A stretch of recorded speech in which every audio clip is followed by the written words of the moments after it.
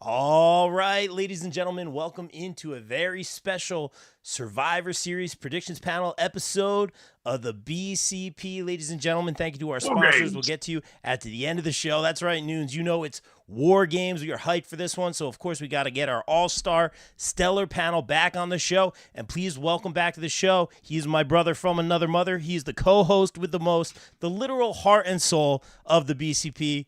Nooner, Chris Nunez. What's up, bro? How are you, man? What's going on, man? Here to talk about the 37th annual Survivor Series War Games edition. I'm excited, man. Thank you for having me. Dude, come on, man. The heart and soul. Anytime, brother. And, dude, so glad to have you here. But, of course, we have to welcome back to the show. Let's see. He's the Mr. Perfect of the BCP. I'm a stats guy. He usually gets it right. That's right. You know him from the Sweet Chin Musings podcast, a contributor for BCP Plus and the popbreak.com. Our good friend, Mr. Mike Mueller. What's up, man? Not too much. Thanks for having me. I'm excited for this. Survivor Series is always a good one, and who doesn't love War Games? Dig it, man. It's like we were saying. It's not the road to WrestleMania. It's like the turn on. It's like the off ramp to the road to WrestleMania. That's where it's the service drive to the road to WrestleMania. It's the detour. Yeah.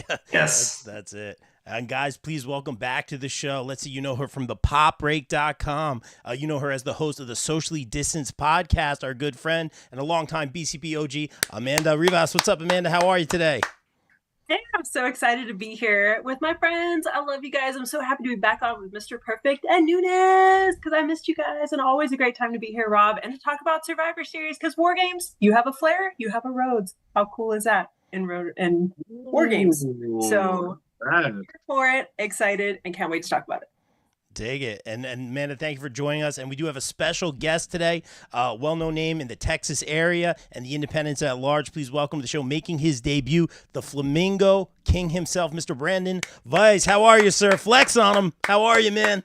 Oh, yeah. Great. Thank you. This is going to be so nerve-wracking, but so much fun. I can't wait to do this.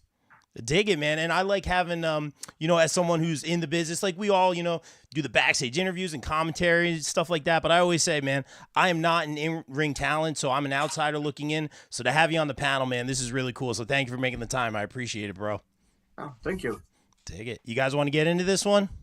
Do it. Let's do it. That's why we're here, right? Let's talk about, mommy number one on the PWI 250. Only 184 spots ahead of the Vicious One. I'm obligated to say that at all times. The Women's World Champion, Rhea Ripley, taking on Zoe Stark. Nooner, I'll throw it to you first, man. I've been a big fan of Zoe Stark. She's been great in NXT. It's cool to see her on the main roster, but she's the one to get the tap on the shoulder, take on Rhea here. I have a feeling who you're going to pick to win here, but what do you think about Zoe getting the tap on the shoulder here? So they had a bit of momentum building from the Crown Jewel Fatal 5-Way where Rhea took her finisher and Zoe had a lot of momentum. But ever since then, and then she won the Battle Royal, like I was telling you guys before, like I completely forgot this match was happening. Rhea's been so involved with Judgment Day business, as they always say on Raw, that I honestly thought she was just going to accompany him to the ring. I totally forgot about this match because they barely interact. They've had a couple of promos here and there. I hope it's a good match. I hope they give it time with it only being 5 matches on the card. But come on, I mean, Rhea's probably going to hold the title till at least WrestleMania. I don't see her losing this at all. This is probably lock of the night. Yeah, I'm going to lock it up as well, man. Lock it up. All right. And I think Zoe Stark's phenomenal. And Matt said it on the last show, I think, that we were on, Amanda. Matt had said, I think they're going to give Zoe a look, and they certainly are. She's getting that number one contendership here. So I think it's actually going to be a really cool match, a really fun match. I love new stuff I haven't seen. I love innovative offense. So that being said, Rhea wins here. Lock it up. Lock of the night. Amanda, Brandon, I see you guys nodding over there. Same thoughts down there? Yeah, it's mommy all the way. She is too pivotal to lose at this point. I'm with Nunez on this one because I think she's going to hold it all the way until WrestleMania. There's nobody on the Raw roster at this point, or SmackDown. Again, you've got names, but the focus is on, of course, some of the other matches. The other match we're going to talk about here in a bit. But right now, there's really nobody to to come up against Mommy at this point in time where it's a credible threat that she could lose her title. Zoe's going to look great in this match. I'm excited to see it. I think they've got the time, which is great too. It would be a crime if they cut this match short. Timing-wise, I'd be really upset. But Zoe can go in the ring, and anybody that can make Rhea go in the ring, it's going to be a good time. So, yay, women's wrestling. Hopefully, finally.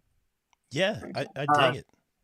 Rhea all the way, of course, but they're going to give Zoe her nod. She's going to get her time to shine. This is where they're going to show what moves she can do, what her psychology is like, and Rhea's actually just going to help elevate that platform. So I think it's going to be a really good match. It's going to be, I don't think, a long match, actually. I think it's probably going to be 5 to 7, if that. And I think just give her that good look. Okay, you did good. Now let's keep working to get you up to that next level. Yeah, I think that's a fair assessment. She was under the wing, obviously, of Trish right now. I'd like to see her a little bit more on the mic to see what she can do there because she's got it done in the ring, man. And I like what you said about the in-ring psychology. And that's a great match. You guys great point you guys bring up about the match is like the amount of time it gets because we have to also assert Mommy's dominance, as Jeffrey T. Fountain in the chat says, Mommy's always on top. I knew that was coming. Bubba John, welcome in on the chat, saying the new Nunes world order. Mr. Perfect, let's throw it to you, man. The voice of reason, man. Mommy's on top here. Mommy's on top for sure. I was kind of disappointed with the Battle Royal leading into it. I thought that a lot of other women actually ended up looking stronger than Zoe Stark did, even though she won. I thought it was fun to watch Nia Jax kind of mock people and do that sort of thing. Ivy Nile looked great. They gave her a great little debut. I thought maybe she was going to win it. So it bummed me out because I want whoever faces Rhea Ripley, especially if it is going to be a longer match, it's someone that we want to at least hope has a chance. And I just don't feel like Zoe Stark's performance, through no fault of her own, but just the way it was booked, she's not coming across as looking like a very big threat to Rhea. In fact, Rhea's already dismissing her and still focusing more on Judgment Day stuff, which might come back to bite her. I don't know if it's going to bite her here, but I think eventually that's why she's going to lose the title, is because she's going to be too focused on other things, not focused on the task at hand of defending the title. But to echo what Amanda said, the Raw women's roster right now, I mean, you have Becky, but she's doing her thing with Xia Li. You've got some names, but there's really nobody that's kind of stepped up to the plate, if you will, as far as being a big enough threat to Rhea Ripley. And she's just on such another level with everything that she's doing. She is the leader of the Judgment Day, make no mistake about it. And to have her lose here, I don't see that happening. She's gonna lock this up. I think that's a great point what you said at the end there. She is the leader of the Judgment Day. I can't push back on that one too much. We heard Damian Priest say he was the leader, man. I agree with you, Mr. Perfect over there. Jeffrey in the chat saying Ivy and Zoe both have bright futures and no doubt will be champs one day. And Bubba John in the chat saying I'm liking Stark versus Rhea. I didn't mean to cut you off, Mike. I'm sorry. No, you're going to say Damian Priest is the leader of the Judgment Day for that match. And the only reason that he's the leader of the Judgment Day for that match is because Mommy's not in it. If Mommy was in that match, she would be the leader of the Judgment Day for that match. Make no mistake about it. 1-on-5. That's right. That's right. That's right. All right. Let's take it to this match. You guys know Rey Mysterio's my guy. We saw what happened. We saw the aftermath of Crown Jewel. Did Santos do what he did on purpose? They kind of called him out. And then the attack on Rey Mysterio. That's my dude, and he had surgery, I was hoping, man, Rey would be involved in this pay-per-view or PLE, in some form or fashion. But you know what? That's not cool. And this guy, Santos Escobar, is going to take on Carlito back in the WWE. Brandon, I'll throw it to you first. What do you think of this one? I actually think it's a really good match. Not everyone's been focused on that. You got the storyline going, but now you got Carlito coming out. He's old school. You're getting the rub with new guy, and they're going to take the story and run with it. It's not just going to be a one-off. I think, Santos is going to win tonight. It's going to be dirty. He's going to be pissed. It's going to lead up to Rey coming back where he's going to get that revenge match. Rey's going to come back. He's going to get that win, the feel good. Everyone's happy. But tonight, it's going to be, I think, a hard-hitting, high-flying, and I think Santos is walking out with the win. Yeah, I think it's an important win for Santos as well. Mandalorian, do you agree? I agree. I think Santos needs it. I mean, he's a fun heel. I'm enjoying it right now. You know, I love his little online, like, don't come back. Was it for when I posted his picture from the surgery? I was like, I am here for this. The promo he cut, the heat he got with the whole, I hope he gets infected or something. I was just like, okay, I'm here for this. So if you need a good heel turn to start and just go, you need the momentum. So I agree with my significant flamingo other here in that I think we're going to have a good match here. I think this is going to be an underrated match because a lot of the other matches have such prominence. Again, you've got the War Games matches. You have, of course, we'll talk about my lovely Gunther. But I think this is going to be like kind of one of those like dark horses could maybe steal the night. Maybe. I mean, I still think I have my other match that I think will be the match of the night, but this will be a very solid, fun match, very hard hitting. But Santos is he's heel. He's gonna do something dirty to get the win, and they have to keep the storyline going somehow until Ray makes his return and makes Rob's day when he runs back in the ring. And they need the publicity for this match because I want to say Rey Mysterio's show is coming out soon on Cartoon Network. So there's that as well. So I'm going with Santos on this one. I may or may not have sent some emails. That's the dream interview right there. So we'll see if they're doing some promotion for that show. Fingers crossed. We'll see. Nunes, I'm going to throw it to you first, not to make Mike go last again, because I know he's got a lot of good stuff coming up. But let's be real, Nunes. He had surgery 5 times on his left knee, bro. That's 6 times now, right? Yeah. I was about to say 6, I thought. Inside joke there. We don't mean to laugh. We love Ray, but I had to pop on that. Yeah, I'm going with Santos on this. You know, why Santos? Why? You know, the big, huge heel turn. On paper, you would think it would be a high-flying, affair, but I think it's going to be more mat-based. I think Santos is going to show a darker side, and I think he might actually take out Carlito. I think he might try to take out each one of the LWO one by one to lead up to WrestleMania to have this big, return for Ray. But yeah, Santos is definitely going to cheat, and he's going to get the dirty win. Yeah, very well said. Jeffrey T. Fountain again in the chat. He does our SmackDown coverage over on BCP Plus, guys, so check that out. Thank you for doing that. He says Santos definitely takes this round, but we're going to see some Carlito classics for sure. He said that promo was nasty. I couldn't even repeat a lot of what he said on my write-up on last week's SmackDown. For sure. Mike, give us your Mr. Perfect analysis here, bro. Sure. So first of all, I just want to congratulate Santos Escobar for finally doing what he should have done a long time ago and dumped the deadbeat dad, Rey Mysterio, who you're not wearing your always a heel shirt. He abandoned. When LWO was having their matches, where was Rey Mysterio? Nowhere to be found because he was busy with his U.S. title and he didn't care about those guys. Never did. Came in, took over a faction that already existed and said, I'm just going to make this my thing and we're going to call it my stuff and we're going to do what I want to do. And then as soon as they need him, he's nowhere to be found. Then Carlito calls out Santos Escobar. Carlito, who's been here for 6 seconds. And then all of a sudden, Ray is taking Carlito's word over Santos, who's his boy, who's had his back from the beginning. Santos comes out in a Tony Montana suit. He is the bad guy, but I'm sorry, in this, he's still the good guy. I am so on Santos's side. This is not even funny. This is like good for you, Santos, for finally stepping up. Shame on the rest of the LWO for not having your back. And if I'm Santos, first thing I'm doing is I'm blacking out that tattoo on my hand because I don't have any association with the LWO anymore. Forget that. That doesn't deserve to be on him. Santos Escobar is going to rock this. He is going to take out every member of the LWO leading up to it.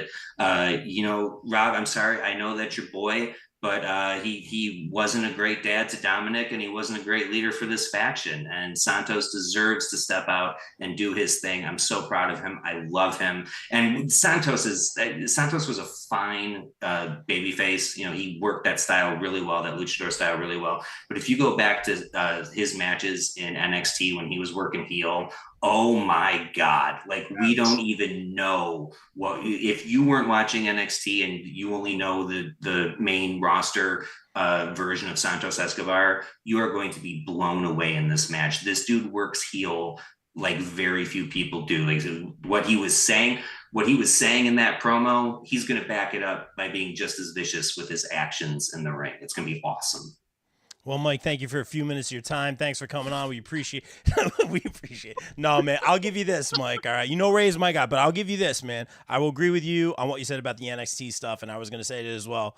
Much better as a heel, Santos, man. He's killing it. And even in that promo, I don't know how to describe it. His facials, his mannerisms, man. Even like the sweat. Like, I don't know how to describe it, man. He was just so like impassioned, I guess the word is I'm looking for in that promo. It made it a lot more believable for me, and it was great. That being said, yes, I do think he's going to win here. And that being said, I think Carlito is also better as a heel. That being said, now's not the time to pull the trigger on that. So. I do. It also makes Santos look really stupid if he turns on Ray and the LWO and then in his first match he loses. Like, then it's like, maybe you shouldn't have done this in the first place, bro. Like, it just kills all the momentum. And I do want to say that this is not, if you've been listening to the Sweet Chin Musings podcast, which you all should because it's incredible, I have been saying this for a couple months about why is Ray not backing up. So I think this is something that they've been planting those seeds, and that's a story that's going to continue to be told, especially when Ray comes back and we build up for that WrestleMania match. You're going to get a lot of like, hey, remember this on SmackDown 6 months ago? Where were you when we needed you? Where were you for that? Like, they're going to play that story a lot. Ray is not going to look very good going into WrestleMania. They're going to kind of do him dirty, and I'm excited for it. Mike, I'm glad you're having a great last showing here on the. It's been a blast. I'm going out. I kid. He's Mr. Perfect for a reason, man, and surprisingly, he is hardly wrong. So the stats don't lie. That's the new shirt for Mueller. Yes. And Bubba in the chat, and here come the Mueller fans. All right, once again, Mike Mueller dropping knowledge, man. It checks out sometimes. I hate to admit it, but let's go to the next one, Amanda. I'm going to go to you first because you know where we're going. One of the best, if not the best, intercontinental champions of all time, Gunther, taking on The Miz, who's arguably one of the best intercontinental champions of all time, a man who made that title very, very relevant for a long time. We saw some great promos between these two. Amanda, I'm curious your thoughts on the winner and also kind of the promos going into this one. Oh, I'm so excited for this match. Anytime we have a Gunther match, I'm like, yay, because I know it's going to be, for me, I think this is going to be match of the night unless the men's goes crazy in some way, shape, or form. It's going to take a lot to overshadow a Gunther match because, again, technically beautiful work in the ring. I feel like whoever's in the ring with him gets elevated, and you have The Miz. Like, this is such a, I think a lot of people forget because The Miz, of course, everyone's looking at his reality shows. Everybody's looking at, kind of the latter half of The Miz's career, but he's honestly really very, very good in the ring. So, I mean, you have, again, the promos, you have the ring work. Like, this match is going to be fantastic. And I really finally feel like maybe, just maybe, my boy's title reign might be challenged here because you have The Miz, who has elevated this belt before and just really brought it into the forefront. So it's a nice feeling to feel like that Gunther is actually might be in a little bit of trouble with this match. And then, of course, you have kind of what's going on with Imperium and whatnot too. So, I mean, there's a lot of different components here that, you could move the Imperium story a little bit more. You could, I think, this is finally a point where the story around Gunther, like, his actual reign is challenged. It's not going to be just, he's here to put on a great match. We're excited. I pop for it every time. But now we have an actual story. There's moving pieces around him. And that's what makes this match so exciting. I feel like they're really going to let them go. And I think right now the crowd is buying Miz as a babyface and just, why just let the Miz have his moment. Let the Miz just enjoy. And so I still feel like Gunther's going to retain at this point. I do. Although I think, it wouldn't surprise me if he dropped the belt. The Miz would be I would be fine if the Miz took the belt at this point, but I still think Gunther's going to retain. And so they're going to have a great match. I'm here for it with the popcorn, Big E style. Just, yeah, that's going to be me. I'm excited for this match. Nice. Oh, Brandon, do you agree that Gunther's going to win this one? I do. he's had that reign going. They got the momentum. They're not going to stop it. I think this is going to be the match on the card where everyone holds their breath because they're going to put on that great match where you finally think the Miz is going to get it. Somehow he's going to get that skull crushing finale. 1, 2. Oh my God, how did he kick out? And babyface Miz, I'm trying to think the last time he was actually like a legit baby, not like tweener that he was, a couple years ago. He's coming in, he's doing all these different moves that you don't even see, and it's amazing, and the crowd's reacting. And I'm over there watching, like, man, I was like, he's doing that. I was like, why can't I do stuff like that? So, I mean, his new creativity with the style, he's mixing in the old style, but he's throwing in a lot of new stuff. And the fans were reacting very well to it. And I think this mixture is what's going to get Gunther off guard because he's so used to classic heel Miz. This is what he's going to do. Now with this new flying around full speed coming at you, it's going to catch him off guard, but it's not going to be enough to actually put him down. Wow, really well said. This is why I like having the workers here, man, because you don't talk about just like who's just going to win, man. You're talking about like work rate and spots and like the false finishes and stuff like that, man. And this is kind of, I feel like as journalists, sometimes we kind of forget about that, man. So I appreciate you adding that. That's great. Jeffrey T. Fountain, once again in the chat, bro, he says, Miz dethrones Gunther. You heard it here first. Miz returns to a heel. We've seen elements of it during their last confrontation. Dude, I'm going to respectfully disagree here, man. Back to what Brandon was saying. We were down in, it was either Albany or Baltimore. She had an extra work opportunity. So, of course, my job is to carry all the bags and do all the drive. No, I kid. But I was there, and as I should. And Miz is like doing springboards all of a sudden at this one show. And he's doing all, and I'm like, okay, Miz, like, oh, sure, why not? Like, good for you. You've been doing this for a long time, trying some new stuff. I think I tweeted something about it. I was really, really impressed. I mean, that screamed babyface to me. And he's one of those like MJF. He wants him to go this way, they'll go this way. He wants him to go this way, they'll go this way. Like, palm of his hand, it's the Miz. Mad respect. I'm here for babyface Miz. I think he's going to embrace it. And to Brandon's point, I think that's going to throw Gunther a little bit. That being said, Gunther retains, no question. Let's throw it to Mueller. Yeah, I think they did a great disservice in not building this up more. I don't think they really thought it would be as good as it is. Like, because Miz, like you said, you asked when's the last time Miz was a true babyface. Last time I can think of was when Ric Flair gave him the figure 4. And that was what, 10 years ago, 9 years ago? 2013. 2013. So 10 years ago. And it was not good. That babyface Miz run was horrible. You got people rooting for Curtis Axel. That ain't easy to do. So, it did not work. This works. And I don't like living in a world where Miz is babyface. I feel like I don't understand it. It's not up is down, left is right, that sort of thing. But it's working. And it sucks that we only got essentially 2 weeks of build. I think that they actually, if they do it right and they do put on the banger that Amanda says they're going to, I can see them running this back. I can see this going a little bit further and giving him more of a chance. Because, yeah, we are going into this going, well, except for Jeffrey T. Fountain, which there's some kind of Kool-Aid coming out of that fountain because I don't see how that's going to win. But if you give this enough teeth, you can get me to believe that the Miz can be the one to dethrone him. I'm just not there yet. And to what Amanda said with the moving parts with Imperium, there is, let's not forget, Giovanni Vinci's messed things up for them a lot in 6-man matches and tag matches and singles matches for Marcel Barthel. So that can come into play and it can happen, but you just haven't given me enough in the short period of time to believe that the Miz is going to be the one to do it. Run it back, give this another month of build, and you can get me there. You're just not there yet. Gunther, excuse me. No, man, good stuff as always, man. Nooner, what do you got on this?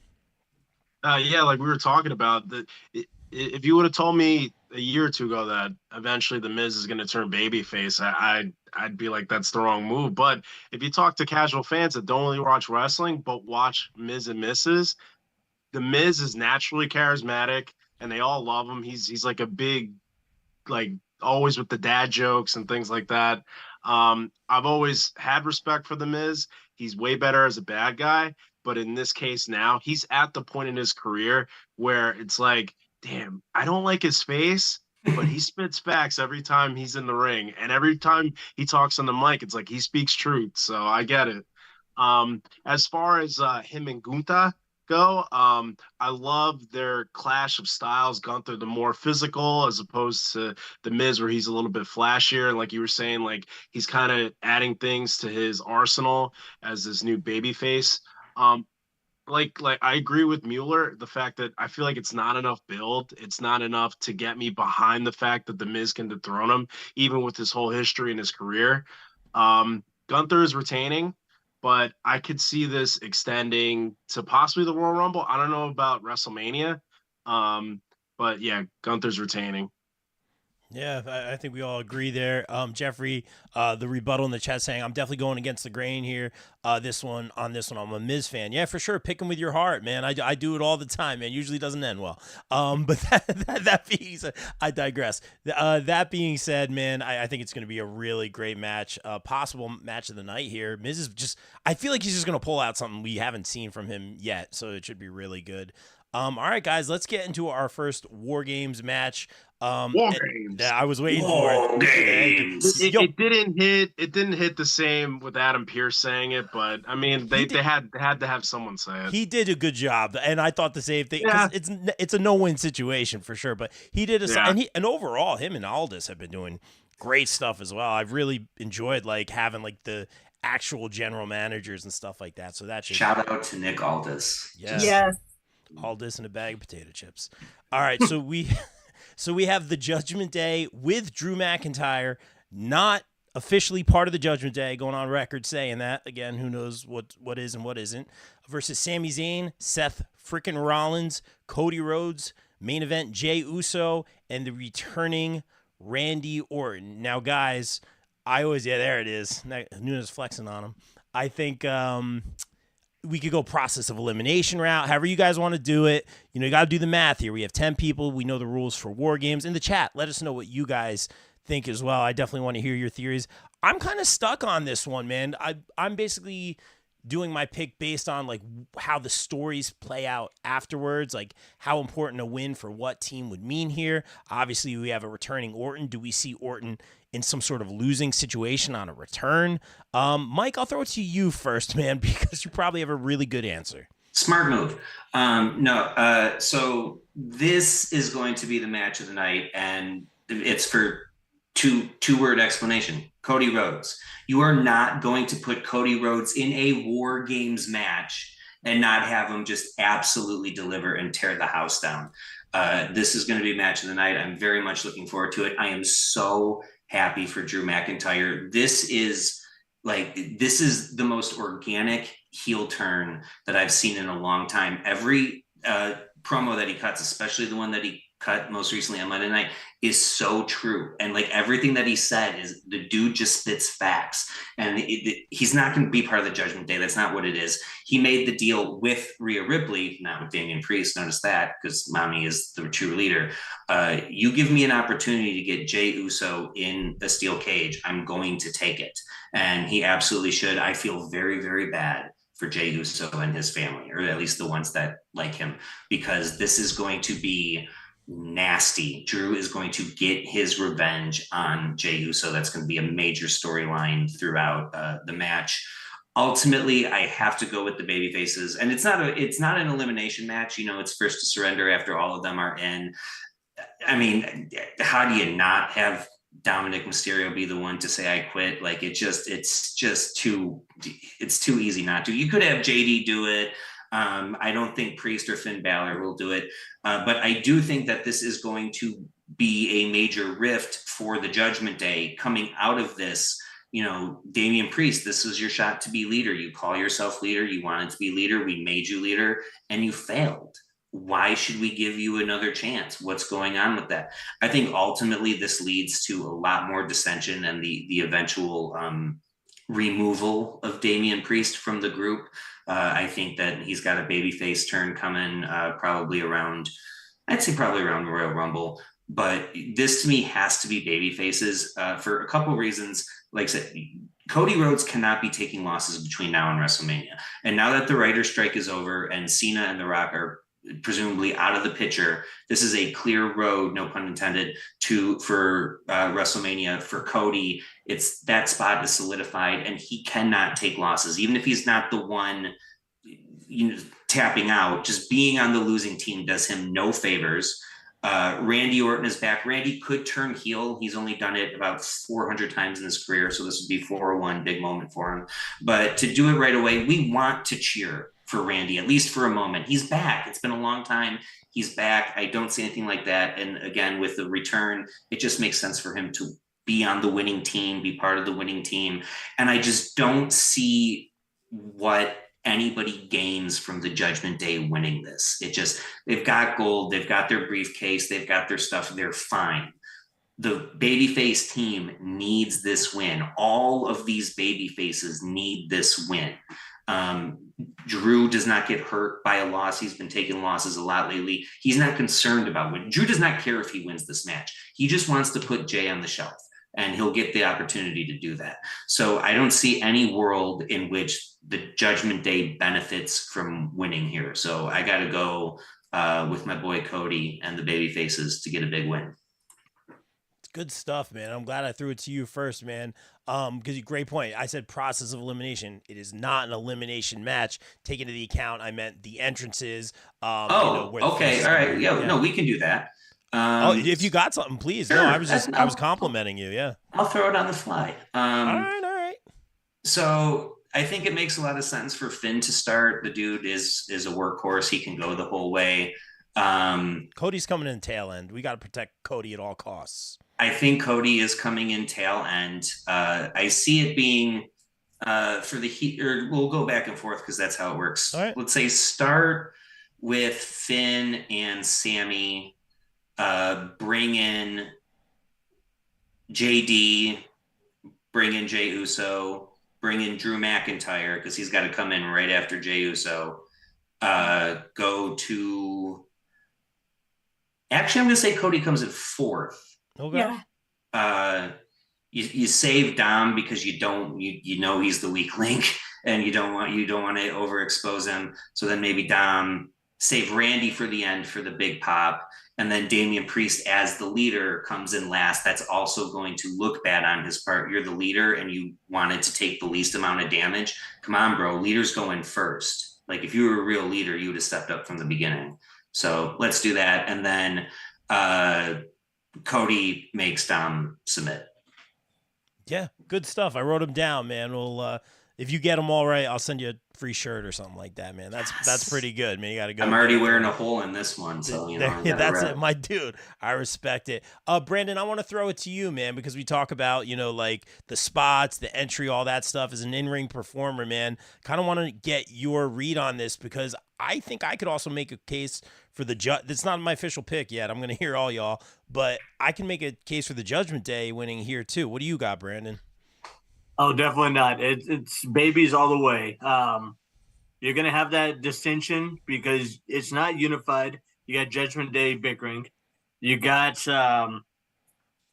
McIntyre in there, right? You got JD in there. That's three different personalities you're trying to make work together. Sure, it's a steel cage. Sure, it's fighting. But at the end of it, it still comes down to everyone trying to work together. Now, with the baby faces, they've been unified these past couple of weeks. They've been fighting. They've been backing each other up. Now you got Randy coming in. They know he's an anchor. They're not worried. But with the babies, they're going to get this win. And I actually like the format that he put because Finn does go. He does start. And I would put him right in with Sammy because Sammy, you can tell he goes too. He's taken all the beatings. He's had many runs with all the different promotions. He shows that he can keep going. And I think it'll be a good start because they're going to get it going right away where everyone wants to see that action. Dom towards the end, he is the weakest of the ones. I'm going between Dom and JD for the give up. I mean, one of those two is they're the weaker links of the two. You really haven't got to see JD do too much here and WWE compared to like an NXT and stuff like that. So right now they haven't really showcased him. I think maybe a little bit more down the road, they'll actually give him that showcase where he can show, I'm not the weak one. Here's what I can do. But as of tonight, it's one of those two that's going to end up causing them to lose. And then Randy, who, he's going to hit the RKO out of nowhere, and then they're going to get him in with either the submission or something. But I think someone's taking all the finishes tonight. Yeah, I think that's a great point. It's bound to happen. Yeah. And I'm here for it too.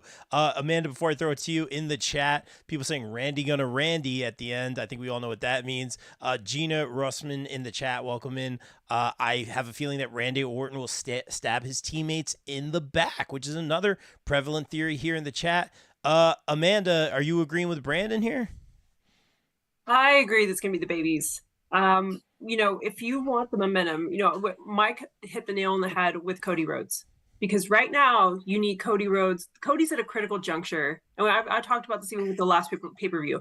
It's Cody Rhodes is at a critical juncture here. One, it's a War Games. I mean, his dad, the legacy, right? I mean, we're starting to rebuild that story because Cody's whole story is capturing the title he never lost.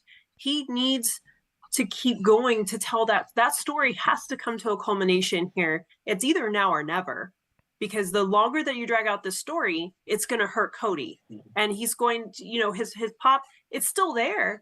It's still there, but but you can tell it's starting to taper down a little bit. His momentum is hurting. He needs something to keep going. So I think we're going to see Cody do something crazy in the ring, something just riding off the energy. So I feel like Cody's going to have some really fun spots. Again, this is a legacy match for him too. So I think we're going to get a lot of Cody showcasing, and it's going to be great.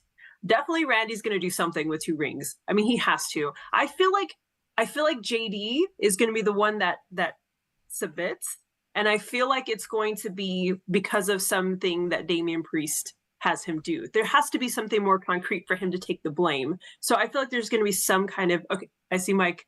No, I don't want to cut you off. I just don't want to forget my point. Finish your thing, and then I just want to say one thing here.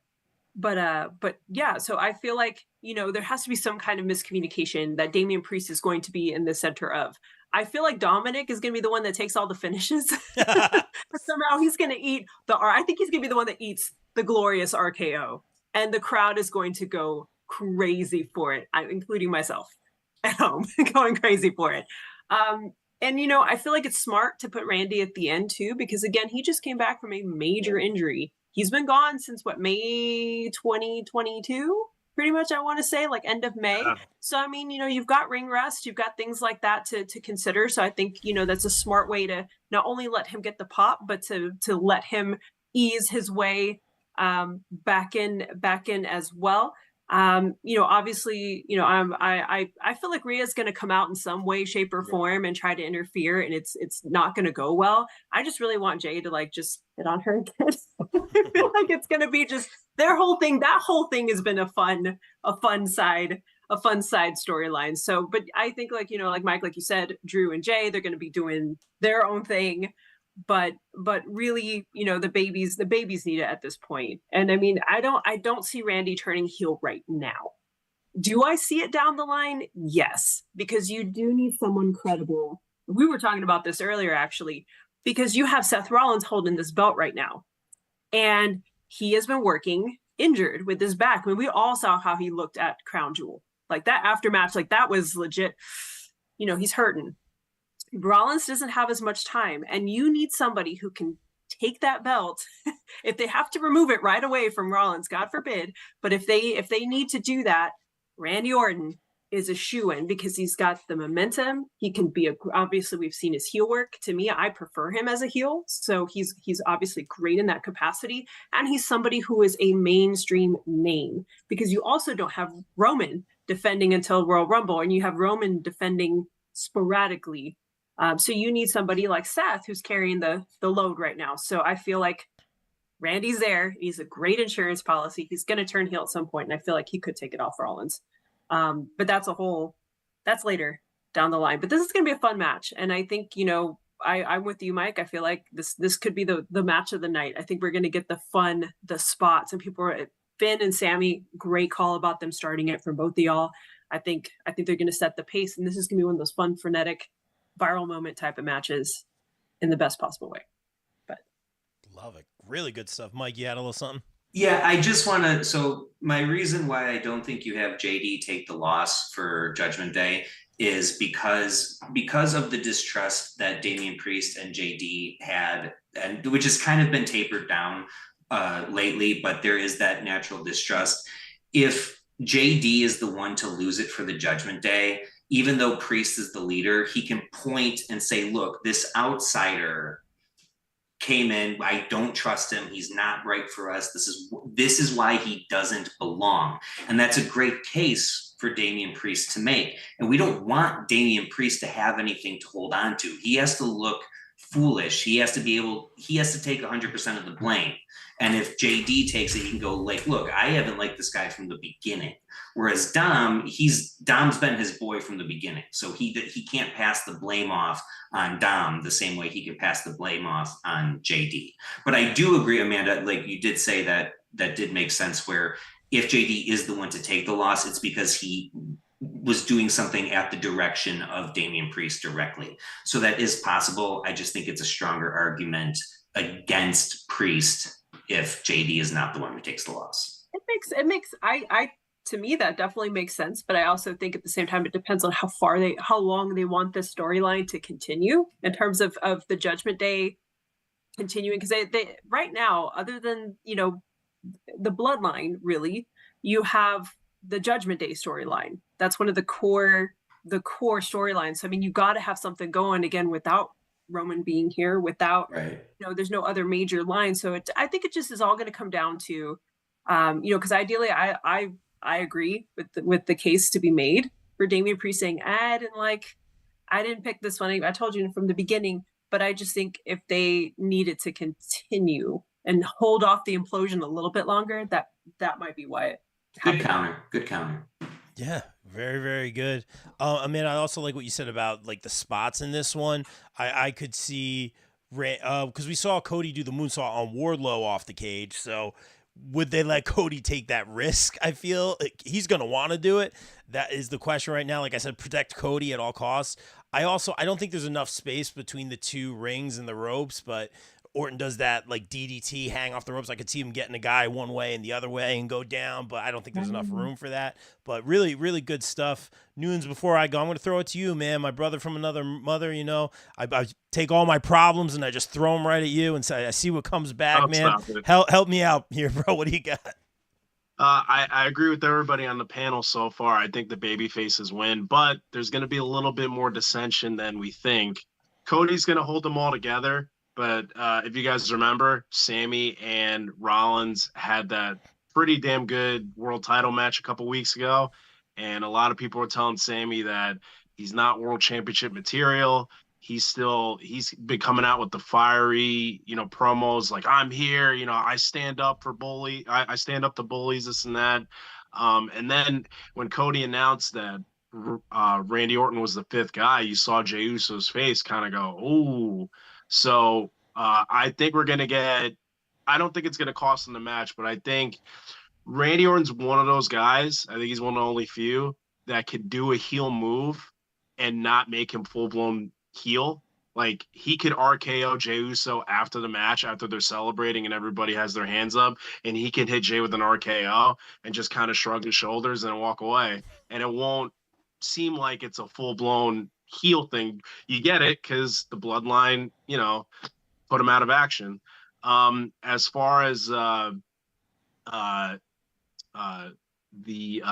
order that they're going to come in, I do think that Finn is going to start, but I think Rollins might actually start with Finn, and then we'll go JD, we'll go Sammy, we'll go Cody, and then we'll go Damian, and then we'll go Drew, and then Jay, and then Dom is going to get the biggest boo because everybody's going to be like, oh, of course he's going to come out last. And it makes sense for Randy to come out last because A, he'll get the biggest pop of the night, and B, to reserve him because he's been on the shelf for so long.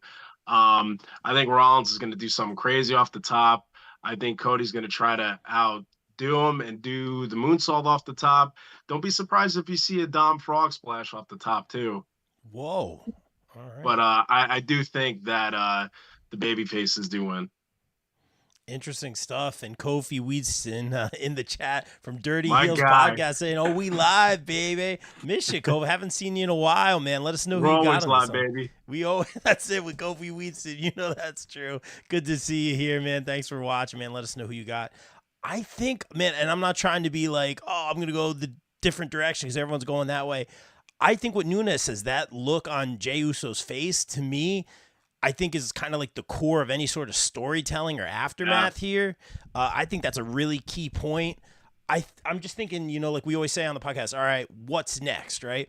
First of all, I think you all make a strong, and it's a really safe bet too, case for the baby faces for sure. I'm going to get a little interesting here. And in the chat, I even see after the match, Damian Priest will try to cash in on Seth. That's interesting if they all, you know, go through war for sure. That's an interesting, Gina saying that in the chat. I think that's a very fair point. There's a lot of people out there too. So it could be a false cash in and that could play out in a certain way. So that's a great point, Gina. Thank you for bringing that up. The cash in possibilities are there. But I think the story after this is whatever relationship Jay and Cody have, which has been really fun and really good. You know, we talk about the t-shirts and the media. There it is, the media scrum and all that good stuff, man. And Randy coming in, does that cause some sort of wedge? I feel the story here is just like Brock was for Cody. What if Randy was the next speed bump on the road to WrestleMania? Speed bump's too little of a term, but the next, before you get to the final boss, Nunes, you know what I'm saying, man? It's like Bebop and Rocksteady before you get to Shredder, you know what I'm saying? Like, Exactly. yeah, you have to go, you know what I'm saying? You have to go through someone, man, who's gonna, you know, be in your way at the Royal Rumble. I'm sure Cody's gonna be in that Rumble match. So yeah, I just think Randy Orton versus Cody, like, is a really good feud. And just from a behind the curtain perspective, I'm sure that he's Orton wants to be involved in whatever Cody's doing right now. And well, it just makes sense for Orton to put Cody over in my mind. And their history writes itself with them being in Legacy. Yeah. It writes itself. Dude, I agree. Same brain, man. But for that reason, I just think there's more of a story here. And again, the dissension in the Judgment Day is a story in itself, and we've seen that played out every week. I'm going to see like this really dominant performance by the baby faces, but a miscommunication, a misstep, maybe an Orton just slamming everyone down, and a really like, we're all feeling good, you know, Dusty Rhodes in this match, and just a surprising big letdown here. I'm going to take a left turn on this one. I'm going to go with it pains me to say it. No disrespect. I'm going to go Judgment Day here. Guys, let us know in the chat, man. We'll see. It's not the safe bet. I see Mueller's face. They said all these. No, I said good for you. Like, okay. You brought up some good points. And I do want to say one other thing, but first I wanted to get over to Brandon though, because you looked like you were going to say something about the Randy Orton double DDT spot, and I was curious. Most times they have that space, so if he doesn't take the bump, and he has him hooked, they can take the apron, and he just drops down and he lands on his feet. I'm like, you got the double DDT right there, and he doesn't have to take the bump. Mm-hmm. Hell yeah. Oh, nice. But I mean, that's also depending if they want to take that sideways bump though, because they're going to be at an angle going down. Yeah, and also there's probably like that. I don't know. Is there like a little like wedge between the two rings there too? I don't know. No, most of them you have the cables that hold on to the poles. Okay. So unless there's any like ladders, tables, anything else they have under, most of the time they keep those over towards the front or the sides. But if they're doing the side by side match, they keep that area clear just in case something does happen. You don't want to fall and then you land on something. Yeah. Good call, man. This is why you're here. You're definitely coming back, bro. Good stuff. That's awesome. Hell of a debut. Right. Now let's talk about the women's. No, hold on. Please. I'm sorry, bro. Go ahead. It's okay. So your Randy Cody storyline is so good that to me, you don't wedge it in here. You keep Randy babyface and Cody's buddy until Cody wins against Roman Reigns at WrestleMania 40, maybe, who knows, with the way it goes. And then the next night on Raw, his best friend Randy is out there and he's like, now is my opportunity to turn on you because now you have something that I can get. If he does turn before, he's going to turn on Rollins, and Randy and Rollins makes sense, and that is so good. But to me, with the whole legacy storyline and all that stuff, you can take that from WrestleMania to SummerSlam. You know what I mean? Like you can do a lot more with that. If you try to wedge it in now as just like a final stop on Cody's way, I think you rush it, and I think you leave meat on the bone. So I say hold off on it. Keep Randy babyface till the Raw after WrestleMania, and then he RKO's your new Universal Champion Cody Rhodes. I'll say this. I do agree that it is rushing it a bit. You know, he's just coming back, but he's done all the fun baby stuff with Riddle, and we saw that he could do that. We saw his range with that, man. And then, like we said earlier, he can do whatever he wants, man. That's a good point too, though. I like the idea of him being before the final boss, which is Roman in my mind. I like him being a stepping stone, if that's the right term. I'm trying to think of a more respectful term, but I think it makes sense. But it's like, how do we get there? You don't want to rush it. I see what you're saying too. Kelvin from the No Gimmicks podcast. My boy. Yeah, and he has some good stuff. I don't know if I agree with you on this one. He says, no, Cody is the one turning. Cody is Anakin. Randy is Obi-Wan. Paul Heyman is Palpatine. Cody turns at Mania. This just got deep. My mind is just like, and the Star Wars references. Oh my gosh. Oh man. I don't even know how to react to that. Kelvin, welcome. Oh my gosh. I just need to say one thing. Yeah, first of all, please. Yeah. Much appreciated. Can we just talk about how this is a travesty that there's no fun team names for War Games? Yeah. Like, That's true. really, I was like, this is the time to have like a fun, especially with Randy Orton coming in, and this kind of, again, you have a Flair, you have a Rhodes here. This could have been we could have had some fun team names like back in the day. Yes. Why? But like nobody on the teams wore face paint. So you know how like the War Games, I think it was the War Raiders and Ricochet and Pete Dunne, they all wore like similar face paint, or maybe they'll have similar gear. Like, yeah, you're right. Like they should do something like that. I feel like that would just elevate this even more and make it more fun. Absolutely. I do love that Cody is wearing the face paint on the poster. It's right out of the 1992 War Games, and I loved seeing that reference. I thought that was very cool. But yeah, Amanda, you're right. I'm going to try to come up with a fun team name before this podcast is over, but we'll see. I was just saying in the chat. Yeah, come up with some cool. If you come up with a really good one, I'll send. Yeah, why am I doing it? Do it in the chat. Yeah, I want some cool. What team name for us or for them? Because we're Team Beautiful. That's baby. Yeah. Team Beautiful featuring Rob. All right, guys, let's go to the War Games match. Becky Lynch, Bianca Belair, Charlotte Flair, and Shotzi versus Bayley, Io Sky. Totally not reading this. Kairi Sane, welcome back, and Asuka in the Women's War Games match. I was just thinking a couple weeks ago about, Charlotte and Becky. We were talking about like great dance partners on the AEW Full Gear podcast, and how MJF and Adam Cole were just great dance partners in any form or fashion. And I was thinking, man, there was like a lot of reports and stuff like that. Who knows what goes on? I try not to guess, but there was a falling out or whatever happened. I'm like, man, they were great dance partners, and it's really cool to see them on the same page, even if it's temporary. I'm excited for this one. We also see the dynamic going on with Bayley, and Damage Control will become Alt Control Delete. Who knows what's going on here? Right. Nunez, what do you got on this one? So I don't know. Do you guys follow? I don't know if she does it on X or Twitter, whatever you want to call it. But Becky, when she got called up for War Games, she made a post where she's typing on a computer and she looks over at her phone and Charlotte's calling her and she like ignores it. And then she goes back on her computer and then she answers. She's like, damn it. And then she does the transition thing. And then she's at the arena. I do like the dynamic. That's almost like a damn all-star team. You got Bianca, you got Charlotte Flair, you got Becky Lynch, and you got Shotzi. I'll tell you what, Shotzi's definitely going to show out in this one. She's going to do something crazy off the top of the cage. I'm really excited for her to get this opportunity. And like you said, Rob, welcome back Kairi Sane. Long overdue. She was so good in NXT. I loved her there with the insane elbow. I'm glad that she's getting, I believe this is her first match back, right? Yeah. In ring? Yeah, so that's a hell of a... Well, she was in the, didn't they do a 6-woman tag Oh yeah, that's right. SmackDown. That's Yeah. right. That's right. That's Well, first match on pay-per-view, I believe. There you go. But well, PLE, whatever you want to call it. But I think with the whole damage control and Bailey feeling kind of left out, I feel like the baby faces are going to win this one as well. Yeah.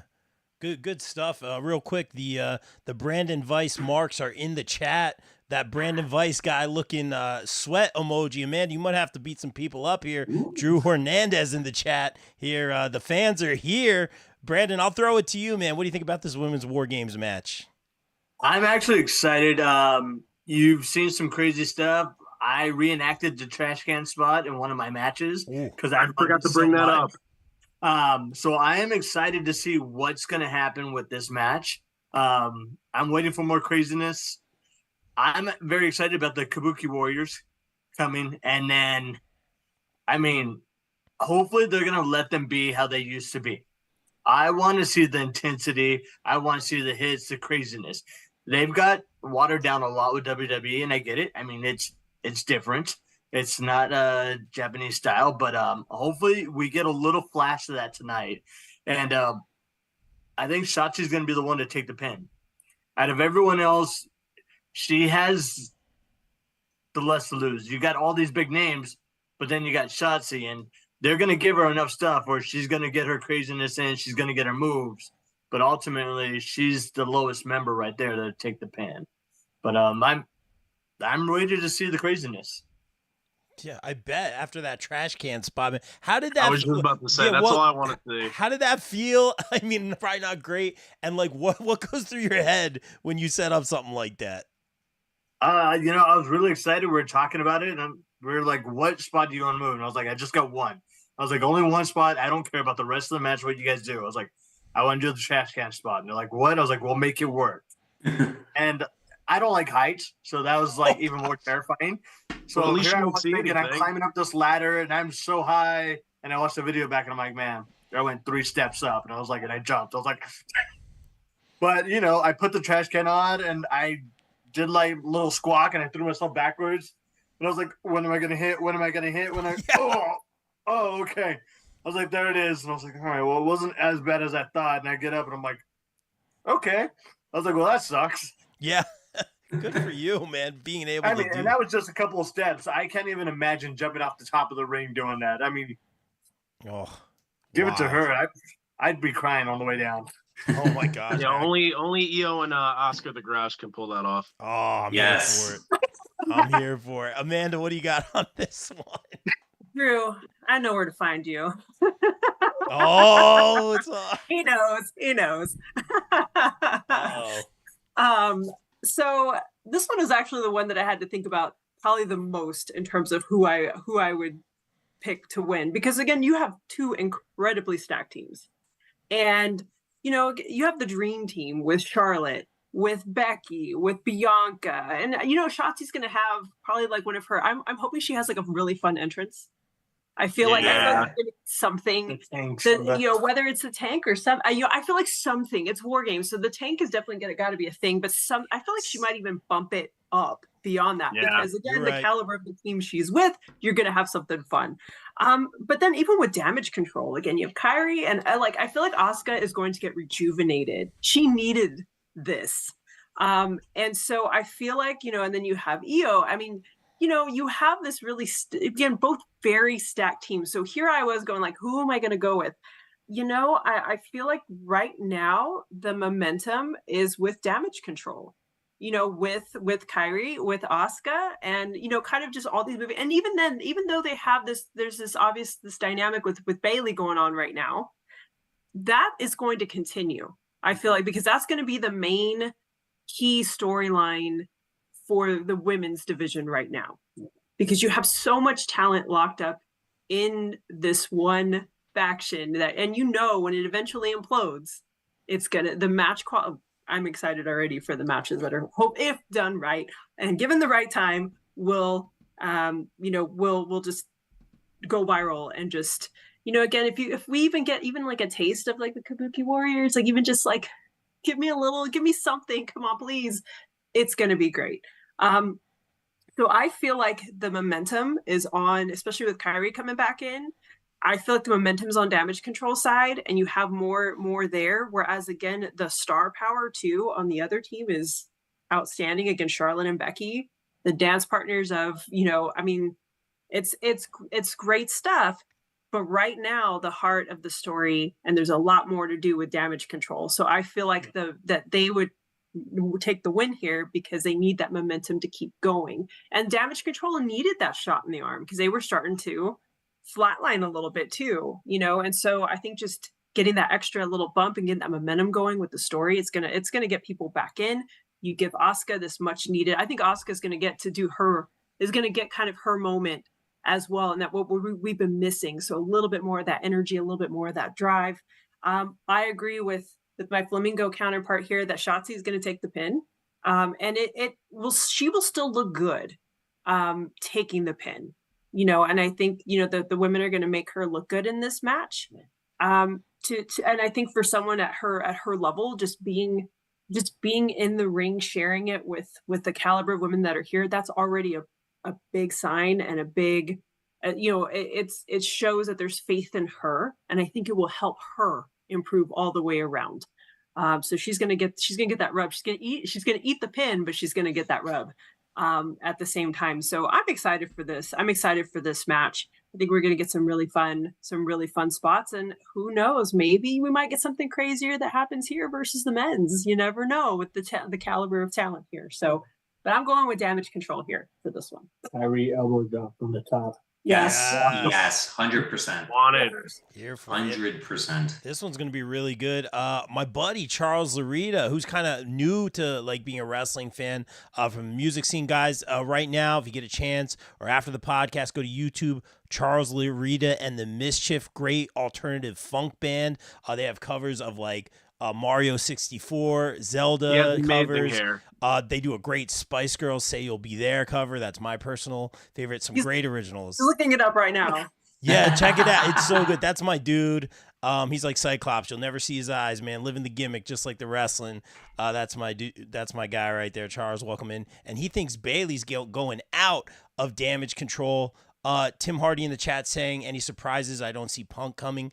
If you guys want to touch on that. I was going to say, do you guys want to talk about that after this? Yeah, or? We'll do a quick round on that after this real quick. I'm just going to say in terms of this match, Nunes, it was me calling Becky trying to get the interview. She didn't want to talk to me. I'm used to that. Nice. But hopefully one day, maybe when the book comes out. That being said, great to see her and Charlotte on the same page. I'm going to go with the baby faces here. We saw kind of the foreshadowing. I'm loving the return of long-term storytelling in the WWE. It's been great. Nunes and I, we talked about it. Shameless promo. I always hang my hat on this one. But with the Johnny interview, we asked Johnny about it, and he even said him and Ciampa, they weren't seeing a lot of long-term storytelling at that point in time, and we felt that was one of the longest stories in a long time, and before the bloodline and all that. We're seeing more of that, and now we're seeing the story of Damage Control, and I think they're going to lose here, and they're going to fall apart. Now, this is not the first time I've said this, so I'm usually wrong on this, but I'm going to stick to it this time. I think it's a feel-good win for the baby faces in this one, and then we see the return of Face Bayley after Damage Control dissolves in some form or fashion, and we get that song back because it's a banger. I like that song. I'm here for that song. Mike, tell me why I'm wrong. Oh, you're so wrong. I'm sorry, man. If Damage Control loses, it will be because Bayley screwed something up. But Damage Control is going to win in spite of Bayley. They are going to have to save Bayley because ultimately this does lead to Damage Control breaking up. But Shotzi is to WWE as Sky Blue is to AEW. She's there to eat the pin. She's there to lose, essentially. She's going to ball out. It's going to be amazing because, like you said, she really doesn't have, as far as from a reputation standpoint goes, she has nothing to lose. So she's going to go nuts. This is going to be her opportunity to shine. She's going to take every stupid, crazy risk, and we as fans are going to benefit from it. But I really think where I'm going with this is I've got Asuka convincing Kyrie and Io after the match. Like I said, they're going to win. They're going to get the win, probably through Asuka. Bailey is going to be almost a non-factor. She is going to be that every time she tries to do something, she fails. She's getting put on her butt time and time again, and it just doesn't happen. And then the story is going to be, you don't need her. Like what we got going right here, this is enough. This is good. We do not need Bailey. Also, we're starting to already have a little bit of sympathy. We're already kind of working Bailey a little bit more babyface.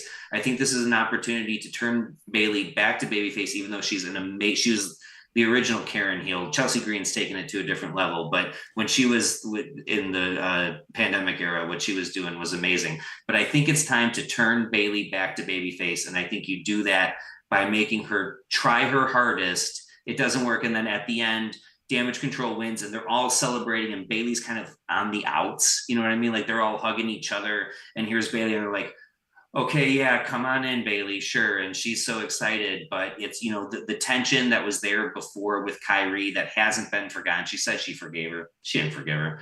And now with Asuka kind of being in their ear, and they, I mean, Io and Kyrie idolize Asuka, as they should. Like, she is the one that's going to be there. And with this new heel, Asuka, I love it. Well, not new heel, but doing the heel thing, turning on the baby faces. And that's the other thing too, like you said, what Amanda said, there's so much, the story is about Damage Control. And you can tell the story whether they win or lose, but really, do Becky Lynch, Bianca Belair, and Charlotte Flair need a win in this? No. I think the only person who benefits from the baby faces winning is Shotzi, and Shotzi's going to benefit just by being there and balling out. So to me, you have a much more compelling story if they sort of win despite Bailey and kind of realize, oh, we don't need her. We really, what are we doing? We're carrying her now, and she's the dead weight. Like, we've used her for what she can do. She gave us opportunities. She put us on the spotlight, on a platform, but now we're better off without her.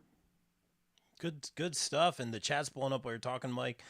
Brian Cervantes, I believe, from Mission Pro Wrestling, checking in on the chat saying, Shotzi with the shocking victory, guys. And if you haven't, go check out Mission Pro and our coverage of Mission Pro over on BCP Plus.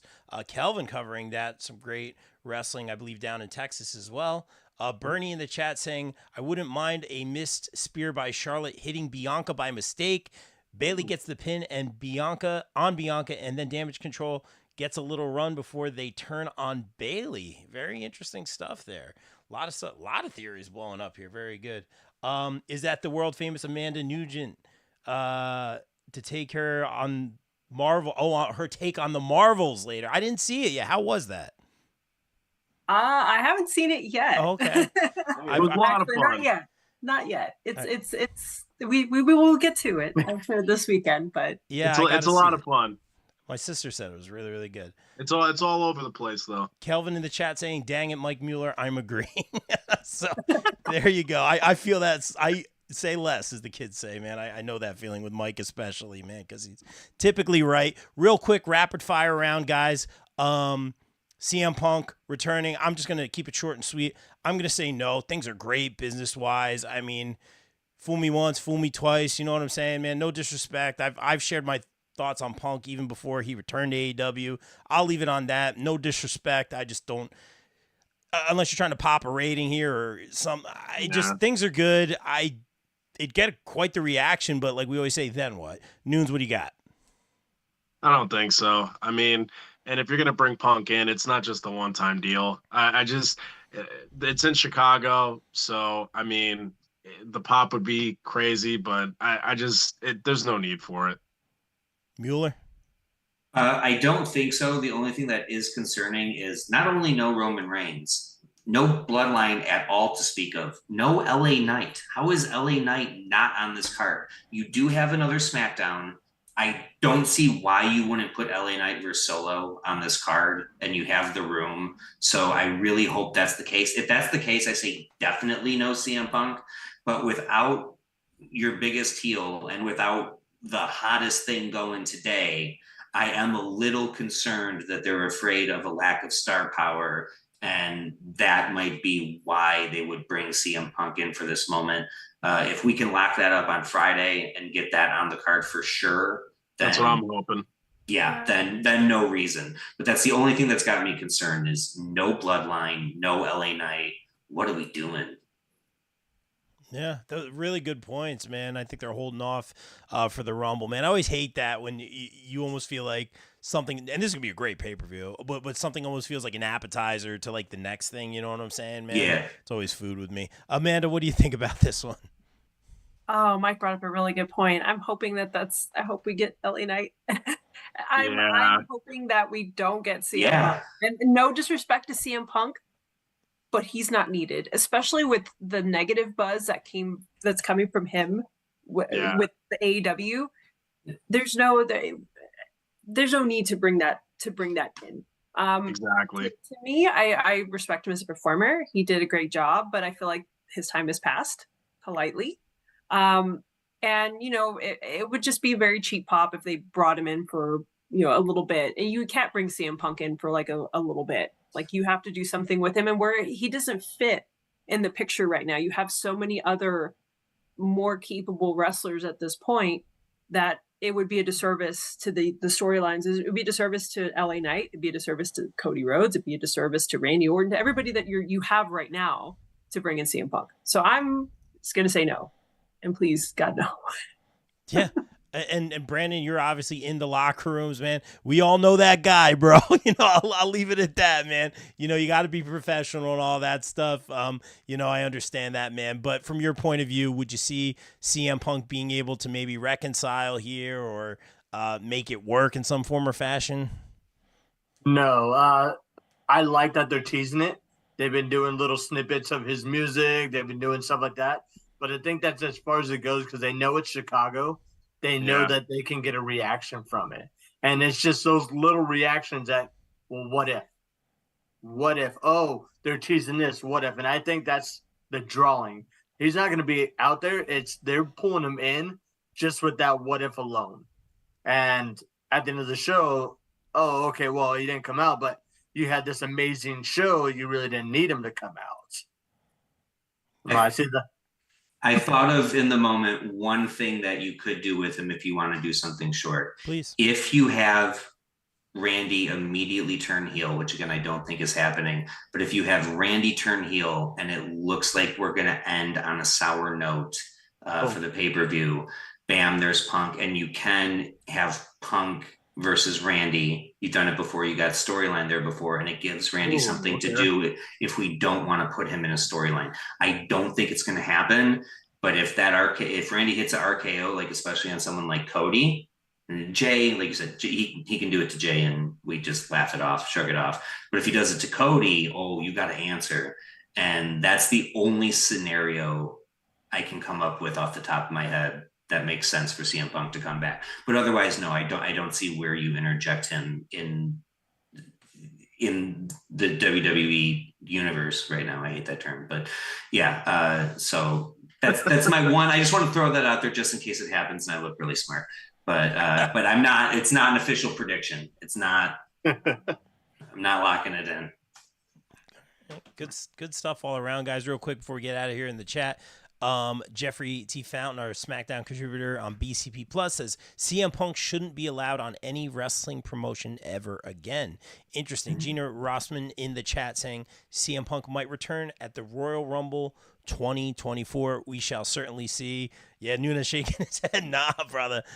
We will certainly see what happens. We'll be covering here, of course, here on the BCP and BCP Plus. But before we get out of here, we are all about that shameless promo here on the BCP. Mike, what do you got for us? Sweet Chin Musings? Sweet Chin Musings, yes, sir. We just dropped a new episode minutes before I came on the air and pulling double duty tonight. Thank you. We did a great full year recap and Survivor Series predictions.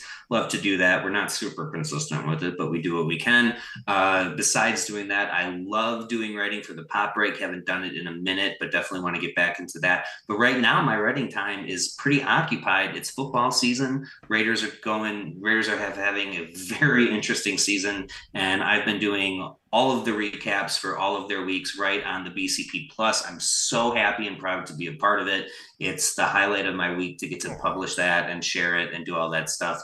So that's what's been occupying my time, and I couldn't be happier. And I want to give a shameless plug and thank you to you, Rob, because writing is writing is a passion of mine, and I felt like I had sort of lost that passion for a little bit, and this gave me a much needed spark in that field. So I'm so grateful for the opportunity and happy to be a part of the team. So thanks. Hey, man, you're a great writer and a lot less editing for me when you write, bro. I appreciate that, man. That's trying to make your life easier, baby. Hey, man, that's all I'm doing. We're just working on them press passes for you out in Las Vegas. We'll see what we could do. Give me a year. All right. All right. Amanda, what do you got going on down there? And Brandon as well. Yeah, well, I am the co-host of the Socially Distanced podcast, which you can catch every Friday. Except this week, we are taking a vacation for Thanksgiving, but we will be back, and I believe we're covering Doctor Who, the new episodes. So very exciting. And then we're going to dive into our holiday movie roundup, and I'll be hosting the Elf episode, so I'm excited about that. And I'm also the co-host for Anime Pop, which is on all things anime with both. Of course, I've got Bill Bodkin, my fantastic co-host, who's also been here, BCP OG here for the Socially Distanced, and Josh Sarnecki for Anime Pop. And our new episode should be dropping, I think, Monday. And it is going to be on the series finale of Attack on Titan. So we talk all about that. I have emotionally recovered for now and that kind of thing. And of course, social media, y'all can follow me at Amandalorian on Instagram and on Threads. If anybody's still using that, it's there. And then at Resner's Chick on X. And of course, I will turn it over to my significant other, which we do have a couples cosplay account at Brandalorian. Yes, follow that. So you can find me doing Flamingo Fact Friday. Hasn't been very consistent, has some stuff coming up, but it will be going back to every Friday once the year starts again, and it's going to be flamazing. Other than that, you can find me on social media, Brandon Vice Wrestling, on X at Havoc1775. And of course, you can always check out Hybrid School Wrestling. We're doing our last show, 9 Days Till Christmas, coming up, and that's going to be amazing. He also has great merch. Yes, I popped for several things. Yeah, get the merch. Promoters here, Jersey, New York. Let's get Brandon out here. He's willing to travel. I want to see him at some Pro Wrestling Magic. I want to see him at some ISPW. Let's see what we can do here for sure. Guys, you always know you can see Nooner, my brother from another mother, here on the BCP. Nooner, anything you want to plug or shout out or happy holidays or anything, brother? Rob and I will be at Funkenstein selling whatever is there. The weekend of December 3rd and 4th, right? Or 2nd and 3rd? I forget, Second and third, right? yeah. Yeah. So we will be there working retail, and happy Thanksgiving, and eat all the turkey that you can this weekend. Yes. Love it, guys. And I'm thankful for you all. But like Nunes says, right, you don't just be thankful on Thanksgiving. Be thankful. You're thankful all year round. That's it. I love it, guys. And like we always say here on the BCP, everyone stay safe, stay positive, take care of each other. We out.